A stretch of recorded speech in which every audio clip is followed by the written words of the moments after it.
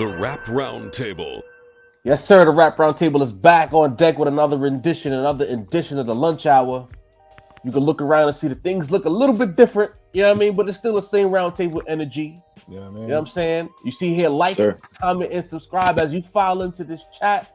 Like we always say, even if it's 1,000 views, if 300 of y'all hit that like button, we've hit our goal. If 350 hit that like button, we've extremely hit our goal. So make sure that you're not stingy with that like button. Hit that like, subscribe, turn the notification bells on, and let's get to cooking. It's your boy Joff here alongside Sincere the Rap Snob, What up? alongside Dini the Balance. Miss Tito's on location right now. He cannot be with us, but you got the boys here. You know what I mean? You got the three Griselda originals. You know what I mean? Yes, sir. Yes, sir.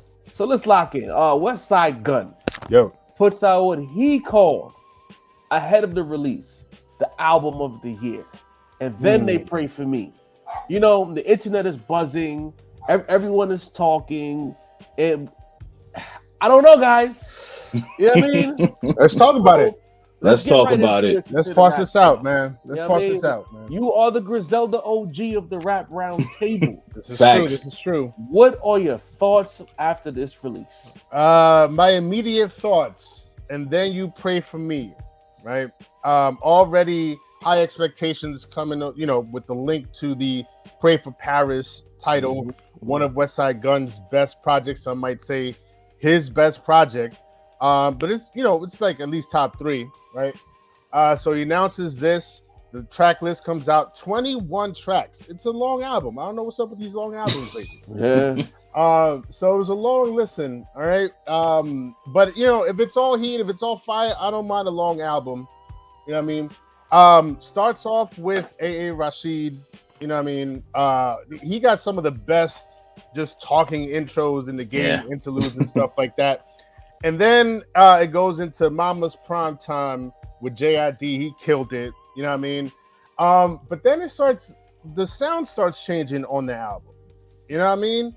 And as the Griselda OG, you know what I mean? And actually, I think Westside was on Twitter, and he was saying something, I should have pulled up the tweet, but I'll just paraphrase. He was saying something like, the old head boom bap heads, they're going to be mad about this album, you know what I mean? And he's talking to me. I'm the old head boom bap guy. You know what I mean? I'm the Griselda OG. I want Derringer. I want Alchemist. I want Conductor. I want the dusty, boom bap drums. I want the samples. He didn't give that to me as much on this album. This is a very half and half album to me personally, right? I'm not going to complain too much because at this point, Westside Gunn has given us so many fire albums. Some might even say, out of the Griselda camp, he's the best one at creating these cohesive, front to back albums that you could just play and ride out for the whole joint. You know what I mean? We talked about Pray for Paris already. The HWH series, most recently HWH. Part side A, crazy. Side B was crazy too. He's given us Supreme Blientele, you know what I mean? And so he's fed us so much of that classic, that gutter, that aesthetic, that aesthetic, you know what I mean? That classic energy that we, you know, again, the old OG boom bap heads know and love, you know what I mean? So I appreciate that he is experimenting with it more so with a new sound. We've heard him over more trappish beats before, but he sort of doubled down on this project. There's a lot of 808s. There's a lot of deep kicks and claps. There's a lot of sort of younger aesthetic on here in terms of the production. And I'm not gonna lie. It's not for me. I'd be remiss if I said, like I loved all of these joints. I didn't love all of them, but the joints that I love, them shits crazy. Mama's Prime Time, Suicide and Selfridges, crazy. Kitchen Lights is the joint that he had played on IG a while ago. And I was like, I can't wait to hear this. And now Stove God is on it. that's probably my favorite joint on the album. It gives me like that Ghostface, all I got is you kind of vibe, but more rejoiceful, more, you know what I mean? More like it's a happier vibe. It's not so melancholy, you know what I mean? It's like this is what we have, but we made that shit work for us. You know what I mean? I like Fly God 2 Times. It's got a nice jazzy feel to it. You know how I love me my jazz. Yeah. You know what I mean? Babylon Biss, the drums on that crazy knock. Stove God shines on it. Stove God again comes through, and he's always a shining light on all of these projects, and it's no different on this one, right? Jalen Rose with Boldy, crazy. I was a little upset that I didn't get any Rome Streets till track 20. Yeah. Revenge of Flips Like I was expecting more Rome Streets on this, man. And I didn't get it till like near the end of the album. That was crazy to me. Jalen Rose with Boldy. I love that joint.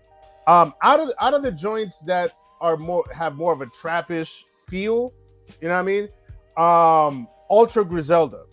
I fucks with that joint. Yeah. Right? But again, it's 21 songs. Half of it is that classic Griselda feel. The other half is a new sound that Westside Gunn might be, leaning more towards I don't know if in the future, because he says this is his last studio album. We'll wait and see. Who knows? Right. But you know what I mean? Like it's a half and half for me. You know what I mean? I'm that old head, boom bap head that Westside was talking about, where he said y'all gonna be mad at this album. I'm not mad at it. It's just, you know what I mean? The highs are high for me, but the other half of the album, not really my style. That's where I'll leave it. Fair play. I mean, you know what? I'll give Westside Gunn credit in that he did forewarn us ahead of time. A lot of times people drop records or they do something that might be considered a pivot, and we're left surprised. We're left holding the bag like, what is this? This is not what we signed up for. He told us ahead of time. This is not what you expect, what you would usually expect from a Westside Gunn project, and he kept his word. Dealing the balance, you locked in 21 tracks, an hour and 15 minutes of Griselda. What were your takeaways? An hour and 15 minutes of Griselda, man. That's a long time. Even if the music is beautiful, a 4-hour movie is a 4-hour movie, dog. Even if it's a classic, you know what I'm saying? But I got to keep it a bean. I'm a little disappointed with this album. Okay. I'm actually a lot of disappointed with it. I'm keeping it a bean. Damn. Damn, Dini. The first listen, bro, I ain't gonna lie, bro. I thought this nigga was on some super weed because the pockets were just completely off. Like when on the first listen, I was like, bro, like that Paris weed, whatever's going on out there, they got my nigga in a whole different element. But I'm not gonna go on a full fresh cook. We got to give proper due where it's due. Sin, once again, you called it. A.A. Rashad, man, you can't really lose with him when he's talking his shit. It always works. Mama's Prime Time was fire. When I heard Tay Keith on the beat, bro, on Costas, I didn't know what the fuck to think, bro. I kind of like I paused it for a second, like, whoa. Because I listened to this shit in stream. So I'm thinking, did this shit just alter songs on me? Am I listening to a new album, bro?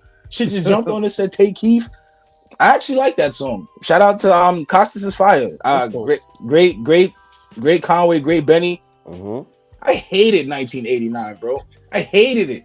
It might be the worst Stowe verse I've heard in my life, bro. I feel weird saying that. I've never heard a whack Stowe verse, bro. It's actually like I actually wanted to get past it. This shit made me feel shit I've never felt before, bro. I wanted Mariota. Pause. I wanted exactly, bro. That's what I was, and then it comes on. But he Stove God had more shine in the rest of the album. It was like 4 Mariotas on this bitch. So, but 89, it was the first one, and I was like, what? The first one bad and first one done. After that, he elevated from there. Suicide and Suffrages, Conductor, salute to Conductor on the beat. Kitchen Lights, fire. Great verses. He actually brought me back because I was feeling a little nervous in the beginning, like, whoa, this is not a good sign. Fly Guard 2 Times, I liked it. Dunhill, bro, shit felt wild mailed into me. Wild mailed in. The verses were off beat. Another mailed in Ross verse. Come on, Ross. What we doing here? I like the Ross verse. I thought mailed in. I listened to the whole shit just thinking of mailed in. Pusha T would have been perfect for this record, and it would have been mailed in.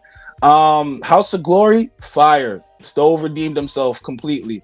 JD Riss, I halfway like JD Riss. I ain't gonna lie. Salute to Westside Pootie. Every time she get on the track, it's always a fire thing. Y'all niggas know how I feel about the blokey raps. Blokey. Salute to Gigs. Not my cup of tea, bro. Chloe with Ty Dolla $ign to me was fire. Yeah. One of the highlights on the album actually had a dope vibe. I see the vision of where Westside was going with this. I see what he was trying to do. This record more encapsulate what he was trying to do. LL Bull Gun, keep it. No offense, bro. Babylon Biss, fire. Like when Stove said West turned me to an art piece, that line just hit because it's like to see the transition that he's made from where he was to where he is now. Like the whole esteem, the mystique of the nigga and all that's fire. Not a big Denzel Curry fan, but Ultra Gazelda's fire, bro. Yeah. Like it's one of the better tracks on the album. Talk about it. Stephen Joni with STG. Love the vibe on the beat. Love the aesthetic. One of my favorite tracks on the album. Mr. Everything. Shout out to Jeezy. Got a great feature from Jeezy. Track was fire. I know Sid don't care, but that's Sin. That track will be getting spun by me. I thought that was fire. Freddie J's. I liked it. Revenge of the Plug. Shout out to Rome Streets. Best verse on the album to me, hands down. Brought the best energy. Revenge of Flip's leg. Pardon. Best energy. Like hardest verse to me on the album, no question. You can maybe compare it to a Stove verse, but Stove didn't bring what Rome brought on this album. And then You Pray For Me, I think is dope. I think it's a shout out to, is it KC? Yeah. I've never heard a dude, honestly, but I like the record. Kind of nice. He's nice. Yeah, nice record. Hey, you know what? This album, I could look at it one of two ways. You know what I mean? Because I got a text message early this morning from the Black Snob, bro. He said this album is trash. Picture with the headphones coming off and all that. Black Snob is not pleased. Like I'm telling you, he's sincere but black. So it's like, and he really loves rap, bro. So like when shit don't hit how it's supposed to, he gets really upset. Like and our relationship is that where if a big release is dropping, he's one of the first people I hear from. He's kind of like my Al in that way. Like, yo, but makes sense. Hey, Al. With no hats. You know what I mean? No hats. No fedoras. No brunch hats. Chelsea boots. I'm on a pod, Al. But anyway. Pull up. This album for me, like on the surface, you could call it bad and say, because people are going to pan it. I think this is going to be one of them polarizing ones. It's motherfuckers is gonna love it. People are gonna hate it. Like I seen someone on Twitter and I mentioned say that out of the 21, there's 15 tracks on this project that makes it an all world level project. You know what I'm saying? Then I told you about what the Black Snob said. Trash. Yeah. You know what I mean? The positive to me is all of the songs that are like textbook Griselda, that aesthetic, the boom bap aesthetic is some of the best shit Westside Gunn has ever made. Talk about it. Like there's no hyperbole with that. The Griselda songs, the shit that niggas pulled up for, some of the best. This is Pray for Paris level. If not, this is like if you could put side A and Pray for Paris together into one, that's what those type of records are. Motherfucking Stove God being the ghost face to Westside's Ray on this project, bro. With the exception of 1989, all the other songs, everything else is Mariota level or above. Like he unlocks Stove in a way that I'm very curious to see what a Stove album will sound like without so much West. Like, what's the trade-off? You get what I'm saying? Right. Because to me, like the performance is immaculate. I'll even say that some of the best rapping I've heard Westside Gunn do is on this project. His verse on House of Glory followed right back to back with JD Riss. That's some fire shit. Like Wes is in pocket, he's rhyming. It's almost like instead of us taking this guy so seriously as an artist, like you could tell he's having fun with this shit, with this project. And I think that's how we need to approach it. like I think the main thing that I enjoyed about it was the lack of predictability. Like this album, somebody say it's all over the place in a bad way, but I think it was a breath of fresh air to not know exactly what's coming next. You know what I mean? What's next? Is it gonna be trap? Is it gonna be boom bap? Is it just gonna be some nigga talking? So I think was it House of Glory cuts off suddenly before it goes right into JD Wrist? Like these things are happening. Is it gonna be a drumless loop? Right. You know what I mean? Then you get the Griselda Big Three, not on a conducted beat, not on a Derringer beat, but on a trap beat, and it's fire. Like these are the things that make it work for me. The biggest takeaway that I have on the negative side, because to me it's not a flawless victory. Like I'm not gonna come in here and say this album's fire. I don't think the album's fire. I think it's unique. I don't even know what to call it right now. This is like the rawest reaction you'll ever get, because I don't think it's bad, but it's confusing me in a way that I gotta keep listening to it. The trap portions of this album is where I get upset though, because to me it's like there was this talk that before they got into this bag that got them the fame and notoriety, these niggas was making trap music. Yeah. But all right, so you want to go back to the trap music.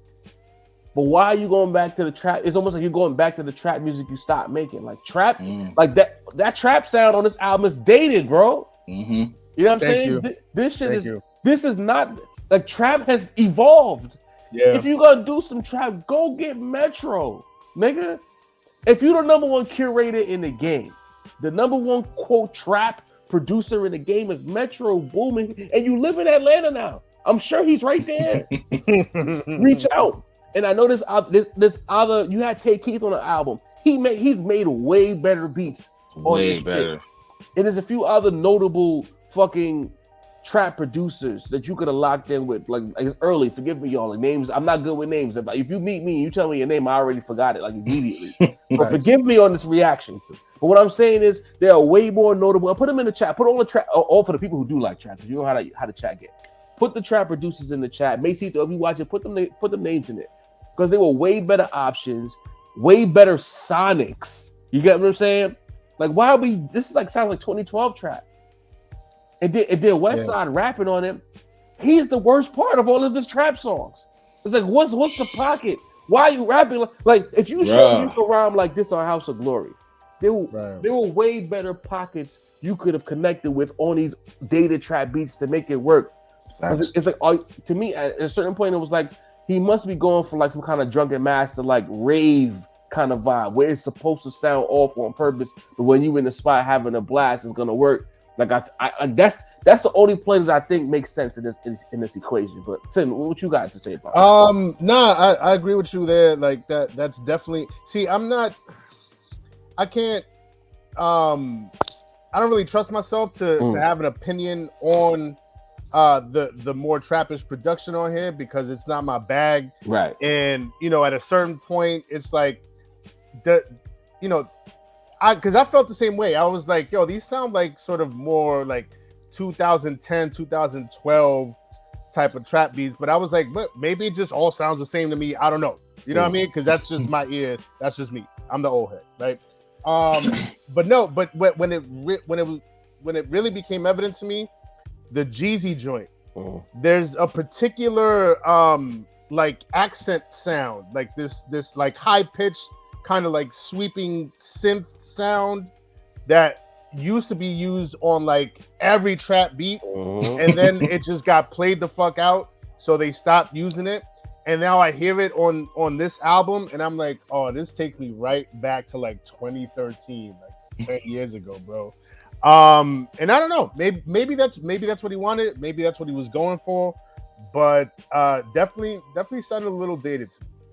And then another thing I want to say, LL Bull Gun, I'm sorry, Wes, this ain't it, bro. Garbage. Like this is not a good song. On the flip side of that, credit due to JID. He rose to the occasion. The first official song on the project, I stopped counting the bars. You know what I'm saying? And it made me start to wonder, did Kyle just not deliver the bars? Was that an aesthetic choice just to drop like 12 or 16 on there and get the fuck out of there? Or did JID body it so crazy that he said, you know what? Why am I going crazy? He already got the like JID bugged the fuck out. He played Westside's game. He didn't try to force what he does comfortably. He played their game and delivered. I got to give credit where it's due. So this is the reason why I brought JID to the table years ago. Again, and I'm not gonna say I'm the biggest JID fan in terms of his albums, but I ever since I saw him on the Funk Flex freestyle, I was like, oh, this kid is nice, but like a different level nice. Not just nice, but like he's unique. He's like a unicorn, right? In the way that he spits and delivers the bars. You know what I mean? And this is exactly what I saw that first time that I heard him on that Funk Flex freestyle. He annihilated that record, bro. There was nothing left for nobody else. That's probably why Conway was like, all right, I'm gonna come in and deliver my little bars and be out. You know what I mean? Well, not no disrespectful shit. You know what I mean? Right. But like JID really bodied that record. He did. Well, where I will shoot bail to Wes is for years, bro, we've been asking for this. Essentially, we have been asking for this. We've been asking for niggas. What happens if the niggas who are talented make music to not scare the hoes? And I feel like this was Westside Gunn's best attempt to make music to not scare the hoes. There are some bops to this, bro. Like, you know what I'm saying? There are some records on this that you might be able to play in the spot and get a nice little groove out the ladies. And I feel like as much as this is not what I wanted from him, bro, it's a step in the right direction, because you know that weird dichotomy where if like you're super nice lyrically, you almost can't make a bop. And if you know how to make a bop, you almost don't know how to like have bars shout out to the self. You know what I'm saying? I'll probably go get cooked for that, but that was like the aesthetic. Y'all know how to control the bop, but we weren't going to y'all for the bars. You know what I'm saying? Yeah. And there's a certain, even in New York, there's a certain part where the people just have the bars, but they couldn't make a bop. Like he tried, bro. He tried on this album to do both, and I feel like that in and of itself is commendable. And I don't want to shoot him down, because I do want to see more of that. I just feel like he just didn't. The recipe just didn't come out the way it was supposed to. Maybe next time, if Benny, Conway, maybe take their hand at that stove, maybe we'll get a way better outcome, especially if he's behind the helm. I don't think the artistry is the issue. I think it's if the trap shit was just better trap. Because to me, this album is disjointed in a good way. I think in real time listening to it, I enjoyed not knowing what was next.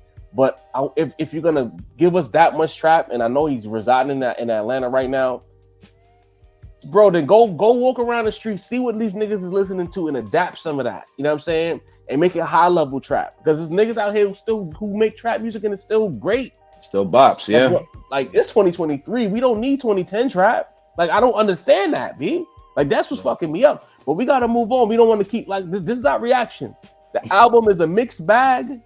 Yeah. We love the highs. We're questioning the lows. But if you think it's fire, fantastic. We're not saying that it's not fire. It's just not what we thought it would be. And with that being said, we gotta ask the question: is this the album of the year? No. No. It's not. I'm sorry. Damn. I mean, I'll just go out there and say it. Shouts to Dini, because he made a point that I wanted to make real quick. We do ask for growth from artists. We just cooked Drake for not having growth. So to that end, I do appreciate Westside trying new sounds and trying new approaches to the music that he makes. I do. I honestly, in my heart of hearts, do appreciate it. You know what I mean?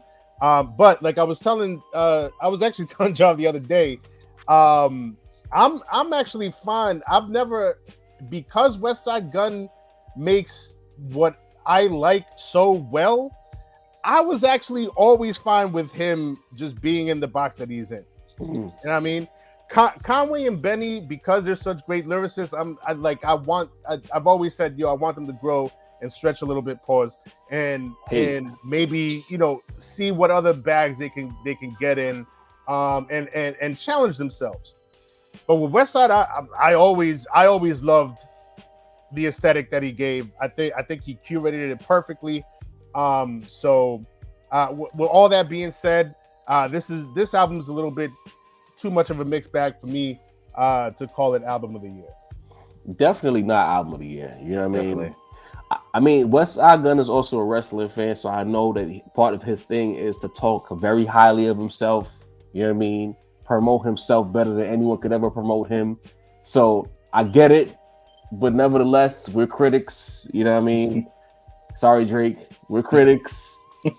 and if you say this is gonna be the album of the year, we come in, we see 21 tracks, and we know what you're capable of based on your body of work.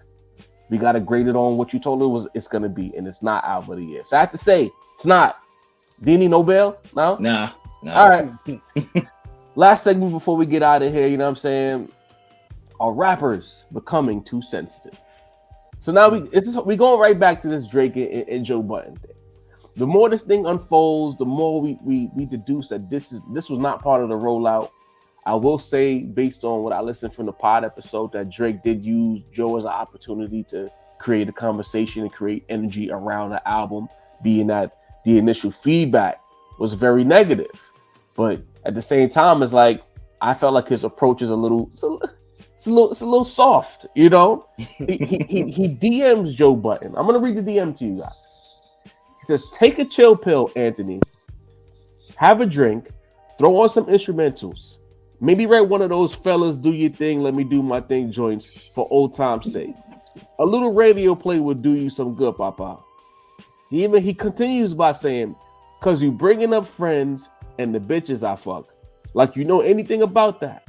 I don't give a fuck what you listen to in your free time because the people's opinion who I care about don't have free time." It continues. "I also don't care if you like or dislike something, but don't talk about my life and shit like you trying to plant some seed or paint some narrative and turn people against me. Talk about the music. If you hate it, you hate it. But you talking about I'm out here fucking 25-year-olds. That shit feels malicious to me, and I don't do well with that.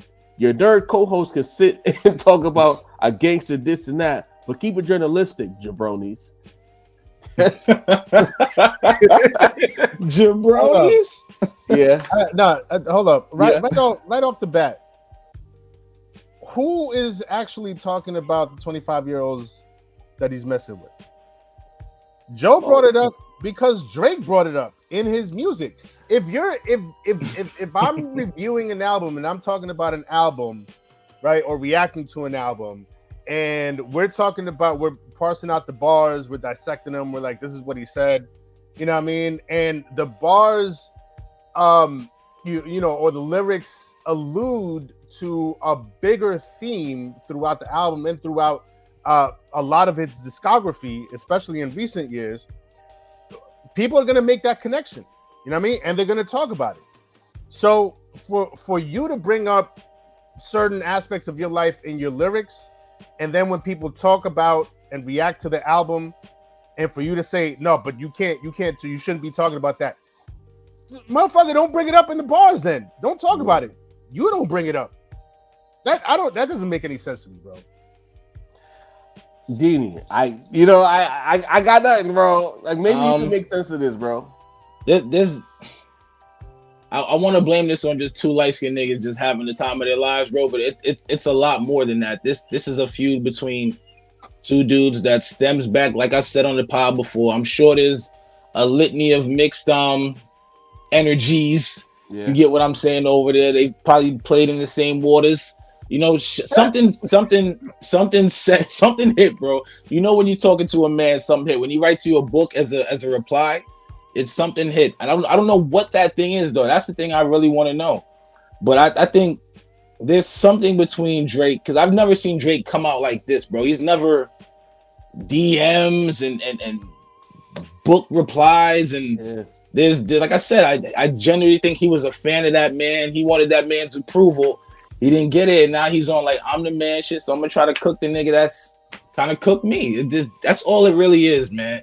It's catty shit. And I feel like he's putting more energy into writing these responses to Joe Budden than he put into writing his lyrics on the album. Like that's crazy. But keep it a bean. This is what's keeping more afloat than the album. The Joe Drake thing, but it's helping keep the album afloat. I'm sure when videos drop, there'll be little scenes in the videos. It might be a little fake Joe Budden in the video to spur the album on more, bro. It's the use call it's in the rollout, bro.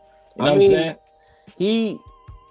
Joe kind of alluded to the fact that they're Eskimo bros facetiously, like there are some women that they might have shared in their past. Joe even said that and bear with me. He said that there were rappers who, when he was hot, came to shows that he might have snubbed them. That when they got lit, they did certain things like clap the cheeks of women that Joe dealt with, and with that comes pillow talk, etc., etc. But then Maul on his podcast said that Drake was one of those guys that Joe snubbed. Like when Drake was on the come up, he asked Joe for a feature, but Joe never sent the feature over. So like Joe has a way of manipulating the facts to make it work for him. So essentially you're telling us that your Eskimo bro, you guys have a love-hate relationship because you snubbed him on the come up, and it's been free smoke ever since. But to the question at hand, to me, this is a lot, bro. Like it goes right back to the comment, fam. Like you wrote a paragraph comment, you sent him a 55-second voice note, then you wrote him all of that on top of that, bro. You're big mad, B. Yeah. Like this is not even like common angry. Like you're in your feelings. Like we're like Kiki. Like he got you in your feelings. Do you love me? Right. It's like you. What? No man should ever have you writing him like this, B. Like like bro. Like if for that, just come on his show and Birdman the show. Pull up just to be a dick. That's what I would do. If you writing an essay to Joe Budden the weekend your album drop because he critiqued things that you talked about in your album to keep it music, and then you attacking Parks. Like, let's be clear. Let's be clear. In rap circles, Parks is more sanctioned than Drake. In rap circles, yeah. Because to me, Drake is a pop star. Like the guys, like Joe still considers him a rapper, and his co-host considers him a rapper. To me, he makes pop music the same way Flo Rida uses rap as a vehicle for pop music. He's not in the rap circles, bro. He's not. Saying Flo Rida just hurts though. He's told. I mean, I'm just trying. I don't mean literally like Flo Rida for clarity, because Drake is a monster. Be clear. Of course. But what I mean is that Flo Rida is a rapper, but Flo Rida is not considered in rap circles. But he makes rap music to get the bags and the success that he gets. To me, the same way Drake uses rap, uses calypso, reggae, R&B, all of these different vehicles to get success. Drake is very tone deaf to even talk to Parks like that. I'm shooting Parks a lot of better right now. But again, Parks is all the real rappers, they know who Parks is for a reason. Parks engineered a lot of music, bro. You know what I'm saying? For you to single out Parks because you thought that Ice and Ish were safe, you was better off putting Ish up there because Ish is the least, you know what I'm saying, as far as rap goes. You dig what I'm saying? Yeah. But like you doing all of this shit and you get in your bag, it's exhausting, fam. Yeah. You got two singles that's fighting for number one on the Billboard charts right now, the drink with Yeet and the drink with J. Cole, but you arguing with Joe Budden? You hit a nerve, man. What's going on here, bro? Hit a nerve. I mean, you talking gangster shit? Like Drake, no disrespect. Maybe your man's in them is locked in for the 6. But you specifically, you can't talk tough to Joe Budden. I'm sorry. Pop's involved, Birdman involved. Quick shout out to J. Cole and Kendrick Lamar for staying the fuck away from social media the way that they do. You know what I mean? Like take a page out of their book, Drake. Just step away for a little bit. You know what I mean? Don't let everybody see your panties in a bunch like this. That's not a good look. Yo, maybe Drake is just mentally exhausted, man. Right, it could be too. Been on top for a long time. Pause, man. You know that shit will fuck with you after a while. I mean, Orbs, success of the album. Leave Joe alone.